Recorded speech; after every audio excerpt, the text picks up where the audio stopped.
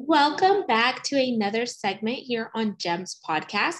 I am the founder and host, Miss Genesis Amaris Kemp, and with me today in the hot seat is Gordon Stein.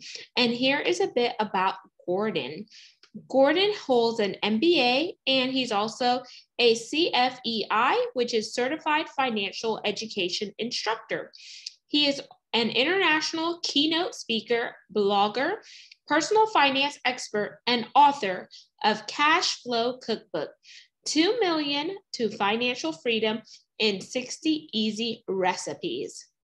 He delivers transformational talks that help people crush their number one stress, their finances. His mission is to improve financial wellness and help his audience regain focus, balance, and joy in their lives. Gordon combines his trademark with and storytelling style to speak with employee and associate groups, financial advisors, and the media about a breakthrough path to financial wellness with no risk, minimal effort, minimal sacrifice, and no budgeting. In his spare time, he is an avid sailor, aging downhill ski racer, and a not yet great or even good guitar player. And y'all, I already asked, and he's not going to play today. Womp, womp, womp. So without further ado, please welcome Gordon Stein. Pleasure to be here. Thank you so much, Jess. My pleasure, Gordon. And before we dive into the Cashflow Cookbook and just you helping people just really gain that financial security via financial wellness and understanding the vehicles that they can use to get there, I definitely want to allow you to connect with the audience in a fun and personal way. So there are two options. And if you've done your research, you know what's next, right? I'm about to find out. So we can do a rapid fire 10 question game or an icebreaker. What are you in the mood for? I'm good either way. Let's try the icebreaker. Okie dokie. We're breaking the ice with Gordon Stein. Here is your icebreaker question / statement.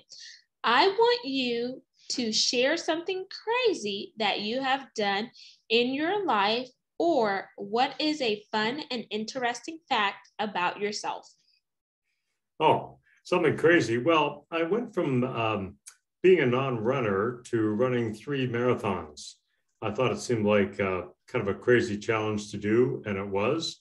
So I ran 3 of them. And what an interesting way to learn about yourself and to see a city pretty intimately.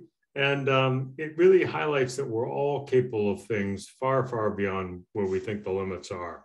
So I throw that one out. Wow. So 3 marathons. Did someone challenge you to do a marathon, or it was just something that you always wanted to do? It just seemed like it was something that was impossible. So that was as good a reason as any to do it. And there's an interesting sort of sub-story. I don't know how much time we have, but when I ran the New York City Marathon, I saw these people that had these shirts on that said Achilles Track Club. And I thought, what's going on? And it looked like they were holding hands running. As I got closer, I realized that they were visually impaired runners. So these are people who couldn't see, if you can imagine, running a marathon. And it was a deeply humbling switch because I went from, being the hero to really admiring the true heroes of this race, people who were unable to see, and they were running the whole race, with a guide. And then years later, I guided a non-sighted runner in a half marathon. So it was a really interesting process. That is super cool and interesting. So thank you for sharing that. And Gordon, now we're going to dive into the meat and potatoes of the conversation, which is your beat and jam, is how you help people really establish an overall aspect with money because sometimes people do not have a good relationship with money, which is probably why you wrote the book, Cashflow Cookbook, with the 60 easy recipes, as well as really understanding what financial vehicles do you put your money in to really give you that financial freedom. And especially since you mentioned that you do it with no budgeting, that's a different twist. So let's start to unpack your background and your journey, because in order to get to where you are now, we need to know what's your back end story. Yeah, I spent about 35 years in senior VP roles in sales, marketing, and operations in the high tech industry. I was at companies like Dell and Apple, and really interesting environment. Learned a lot, and it really helped me see how sophisticated marketers are to get us to spend. There's an awful lot to it, but back on the consumer side, we've not gotten more sophisticated. So we feel this unrelenting pressure to spend. And then I saw a lot of young people. I'd often have young people in my teams, and they were really troubled about money. And, over lunchtime conversations, they said, geez, how do you grow your money? How do you get ahead? How do you invest? And so I had that in my head. And then I stumbled into a way a few years later to get car washes for free. And I thought, that's really slick and not a lot of money, it saved $25 a month or something. And then that started a pattern in my head. And then I found a way to slash the cost of my home alarm monitoring system. And so then there was $50 a month. And again, that's not going to change anyone's trajectory, but I really became curious about what else is there. And so that led to building this list of ideas, and the list became a spreadsheet. Then in the spreadsheet, I calculated the impact of these savings out over time. And then the spreadsheet, at the suggestion of my accountant, became a book. And first it was going to be a novel, and that didn't fit. And under my breath one day, I said, it's more like a cookbook. And I thought, oh my goodness, that's exactly it. And it became Cashflow Cookbook. So that's really been the journey. And then that led to speaking engagements. It became a newspaper column, and I've been busy ever since. Wow. And it's incredible that you said you found a way to give away car washes for free. Then you found a way to slash your alarm, your home alarm monitoring system. So then by saving the money, then you could begin to diversify that and put that money back into another vehicle where your money begins to work for you. Is that what you did? That's exactly it. But I was more interested in really helping others. I was in good shape and moving to a place of financial freedom, but so many people struggle. Just one stat that's interesting and sad: in the US, 64% of Americans will retire with less than $10,000. And $10,000 is a decent piece of money, but not if you have to live on it for 40 years. So there's so much need to help. Car loans that were 36 or 48 months are now 72 months. And lots of them are 96 months. So you can just see people getting farther and farther where they're just barely treading water. And the whole point of Cashflow Cookbook is, let's move that water down. Let's create some airspace between what we save or what we earn and what we spend, and freeing up more money for savings. So that was the premise, and doing it without hassle, without effort, without budgeting. Absolutely. And now I want you to hold up that book, because I want those who are watching the video to see the cover of the book. And there's definitely intentionality behind your cover. So did you design the book cover yourself, or did you work on it with a graphic designer? Walk us through your thought process of the book, but still hold it up so they could see. Oh, okay. Well, I'll go back. So this is the original Canadian edition, looks like this. And then I did a complete revising of it and put out the US edition, looks like that. So what was interesting, it was a very interesting process. I'll put this over here. Let me get the US one for you. A really interesting process. And I worked with the folks at 99 Designs. And it's quite remarkable because I had artists from all around the world offering up their ideas. And, the book is Cashflow Cookbook. It's about personal finance. It's in the format of a cookbook, but it's not a food book. But it was interesting because so many of the designers didn't get that, and they had these elaborate food-related covers. And so I'd give them the guidance and say, no, it's about personal finance, about freeing up cash flow. And the individual who did this, who I think was in the Philippines, so nailed it, because the whole point of this is you're revealing cash, and actually you're revealing cash that you didn't know that you had. So that's where the cover process is really quite interesting. And this one artist just nailed it. And so we carried on, my editor and I, and worked with her to build out the design. But it was a really interesting creative process. That's really cool. And the reason why I asked about the book cover is me being an author myself. It's like the cover could either make or break the book. So it's like people, whenever they're going through, Barnes and Noble or some of the other brick and mortar stores, they look at a cover and they'll be like, okay. And they'll either grab the book or they'll just keep on walking by. And I'm like, why is it that people don't just stop to look at the content inside the book? But what is it about the cover that just draws them in? Does that one draw you in? Yeah, well, whenever I see the cover, well, one, I'm a foodie and my husband used to be a chef for a number of years. Oh, wow. So when I see the silver thing, it's like, oh, it makes me think about room service. And then when I see cash, I was like, ooh. That's the idea. Yeah. It's interesting. I mean, cash is a little bit like your name. If someone says your name, it instantly grabs your attention. And the visual of money, I think, does something similar. So that was the idea behind the cover.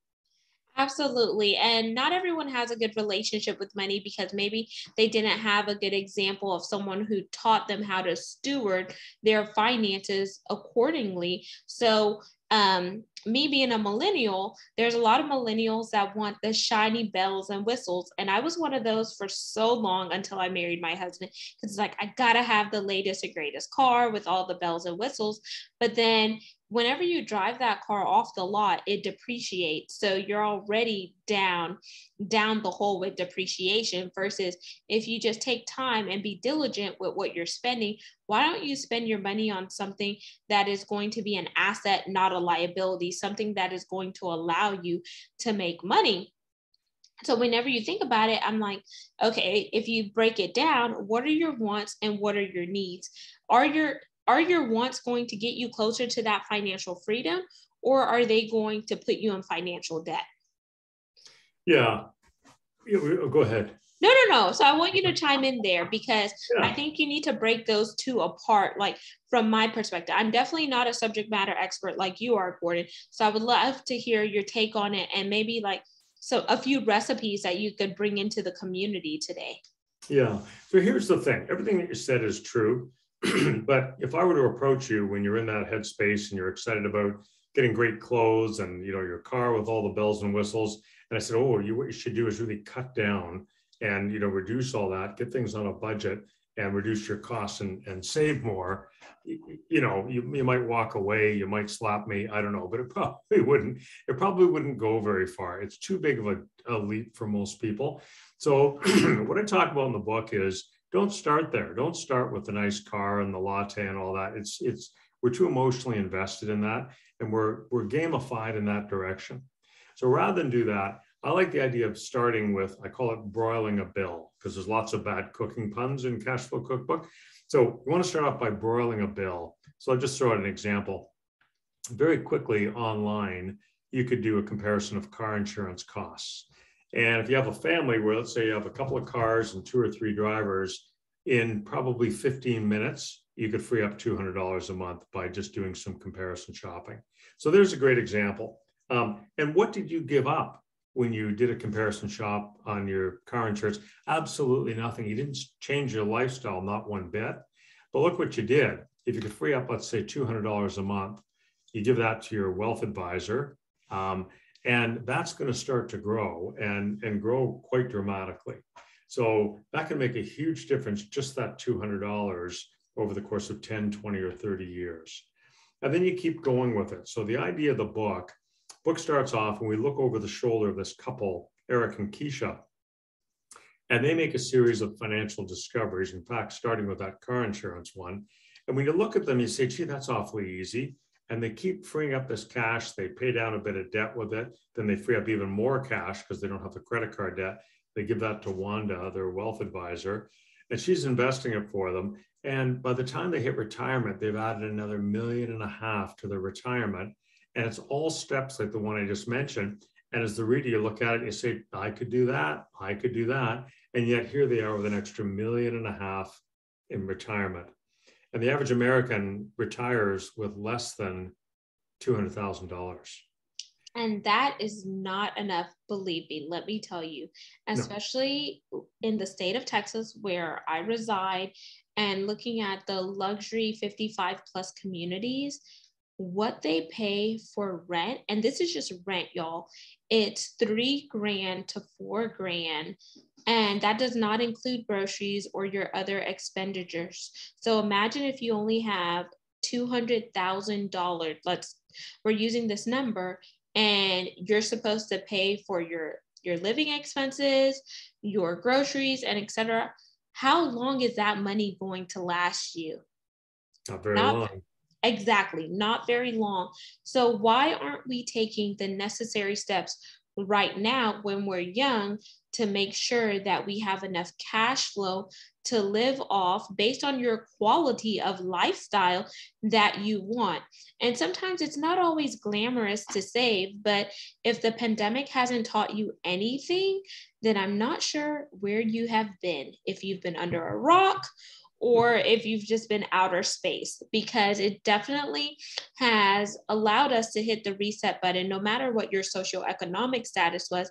When the world was shut down, it forced brick and mortar businesses to pivot and go online. Those who did not want to go online, their business doors were closing.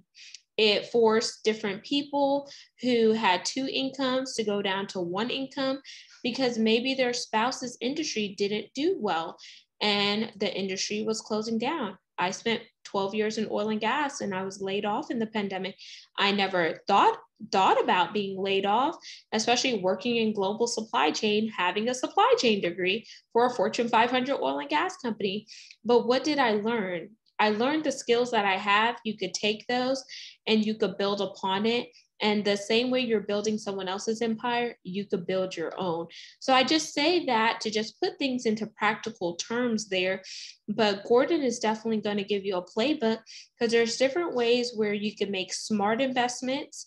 There's different ways that you can save. Like one way, for those of you who have your money on the stock market, right now the market is very volatile. So does it make sense to put your money in fixed annuities versus variable annuities?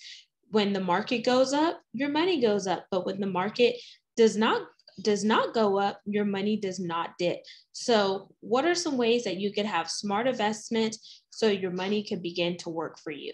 And Gordon, what are some of the ways that you and your family have been able to work on becoming financially free?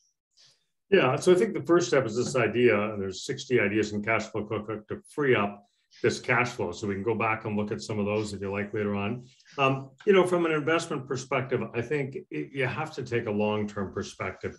If you think about investing, the most common question I get when I'm doing a speaking engagement, and I'll often talk about growing this money at 7%. You free up the money from a particular recipe in Cashflow Cookbook, you grow it at 7%. Here's the wealth that you get to. People always inevitably will put up their hand and say, well, hang on, where do you get the 7%? My bank's only paying 0.75%. How do you get 7%? And the answer is really quite remarkable. If you look at the S&P 500, which is a proxy for the overall US stock market, the 500 largest companies, and if you look at it from its inception, going back about 50 years to today, it's averaged close to 10%. It's grown at about 9.8% compounded. So how do you make that money? Well, you just don't mess it up. You don't try and get in, don't try and get out. You don't take tips on investing from your Uber driver. You don't you run off chasing this cryptocurrency and that cryptocurrency. It's these long-term vehicles. Real estate is one. It's long-term growth. And I think equities in the stock market is another, but there's plenty of other ones. You could invest in your own small business. Lots of things you can do, but it's a long-term process. It's not about dancing in and out of Robinhood, buying 6 of these and 10 of those. And, I heard about GameStop. It's none of that. It's this long-term buy and hold. And if you look at it along the way, inevitably, there's been changes in US presidents from one party to the other. We've had 9/11, we had the 08-09 financial crisis, we've had stagflation, we've had all of that stuff. And over the long haul, you're still earning, well over 9%. With the caveat that what's going to happen next week, no one has any idea. People sometimes say to me, hey, I'm saving up for something in 2 years. where should I invest? The answer is no. If it's only 2 years away, don't invest, because there's no saying where it's going to be in 2 years. That you do want in your high interest savings account or your treasury bills. But investing is a longer term thing, long horizon. Right now, we've had this horrific dip that we're seeing this year, 10, 20%. That's okay. We're not spending all our money tomorrow. You're in it for the long haul. And idea, if you're working, you want to keep investing. You're buying up, you're buying down, you're averaging it out, and over time, you're going to grow that wealth. Okay. So whenever people say you buy low and you sell high, do you think that involves various industries, or does that only apply to the stock market?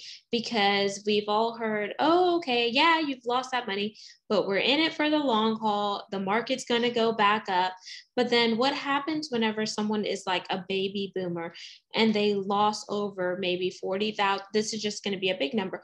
$40,000, because we all saw what happened in 2020 when the market was at its lowest, 37%.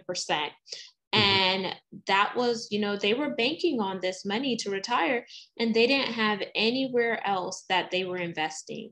What would you say there? Well, I think, again, it's a game of playing it out over the long haul. It really is. The buy low, sell high, it's great, but our psychology really runs 180 degrees from that. Because, let's say you had amassed, I don't know, $1 million around the time of COVID, a couple of years ago, and the market's dropped by about 30% at that point. So we all know you buy low and sell high, but what are people doing when they watch their life savings drop by 30%? Buying more? I'm going to say unlikely. Most people are going to say, oh my goodness, what if it goes to 50%? What if it goes to, we can't bear the thought of losing that money. It took us a lifetime to accumulate it, and to see it all drawn down during COVID. So the problem is our psychology works opposite of that. When the markets are in free fall, you want to get out and hang on to whatever you have left. And when markets are soaring, you want to get in because it's soaring, and your brother-in-law just made another $30,000. So our psychology tells us to sell low and buy high. It really does, even though the right thing is the opposite.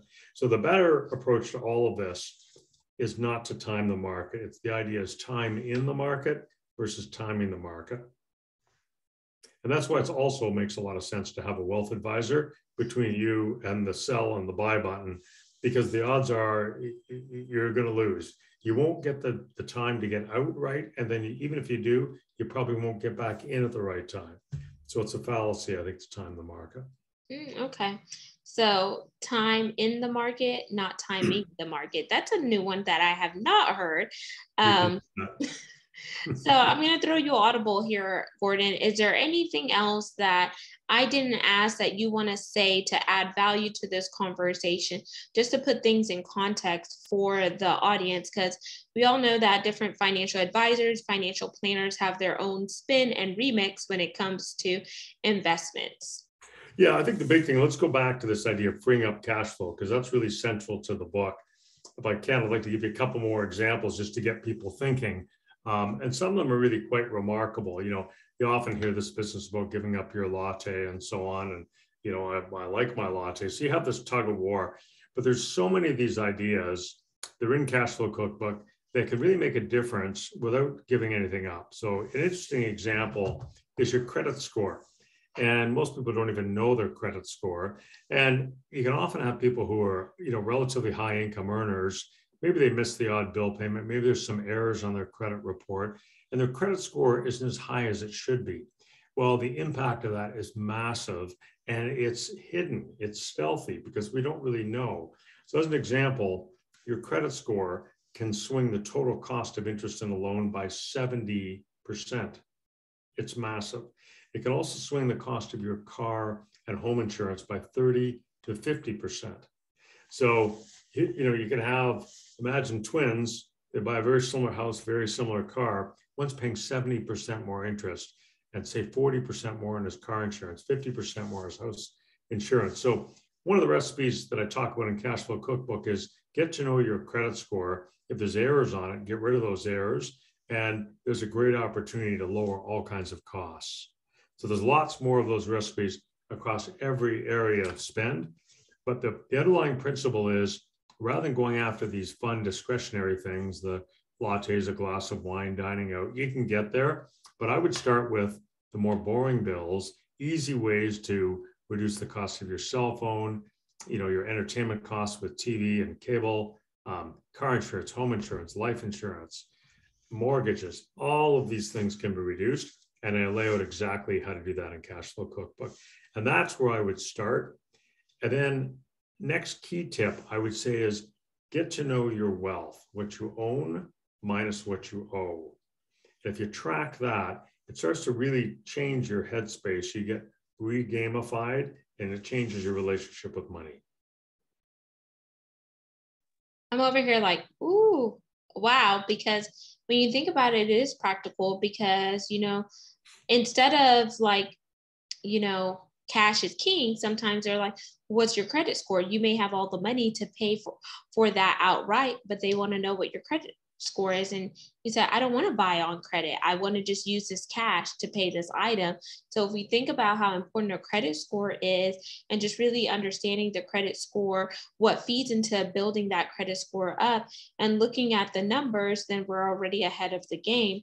And I tell people I have my credit score, and I make sure that I also put a credit lock on my credit score, because if someone were to get my identity, I don't want them to charge up things that aren't me. So I like to monitor my credit, because your credit score is kind of like your social security number. You don't just want that information to be compromised. And then I also liked the other analogy you just mentioned there too, Gordon. I think that's very beneficial.